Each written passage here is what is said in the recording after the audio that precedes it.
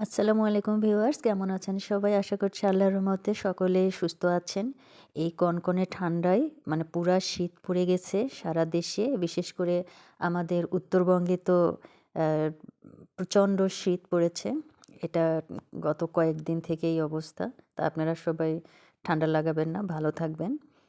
আর আমি একটি ম্যাট তৈরি করেছি গোলাপ ফুল দিয়ে। এটা মোটামুটি একটা ভাইরাল ম্যাট। তো ১ম অবস্থায় আমি এভাবে রাউন্ড শেপ করে নিয়েছিলাম। শেপ করার পর এটা চতুর্দিকে আমি পাতা দিয়েছি। পাতা আ গ্রিন কালার বা লেমন কালার হলে ভালো হতো। কিন্তু আমার কাছে ওই ধরনের সুতা না থাকার কারণে আমি হলুদ দিয়েই করেছি।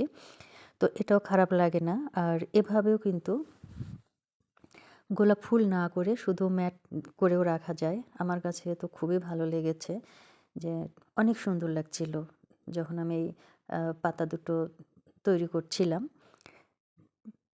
এরপরে আমি এর মাঝে আবার গোলাপ ফুল তৈরি করব। তো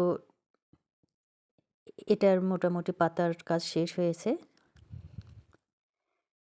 দেখুন কত সুন্দর লাগছে। আমি সবগুলো গোলাপ ফুলের শেপ তৈরি করে নিয়েছি আগেই। নিয়ে এইভাবে একটু এলোমেলো করে ছবি তুললাম।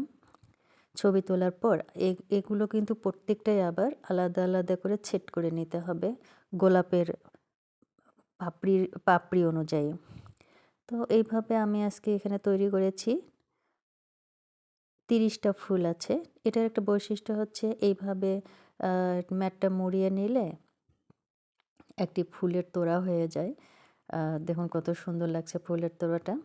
তো এই হলুদ গোলাপ গোলাপ ফুলের শুভেচ্ছা আপনাদের সকলকে আবারও। আমার কাছে তো ভীষণ ভালো লেগেছে, ভীষণ, ভীষণ।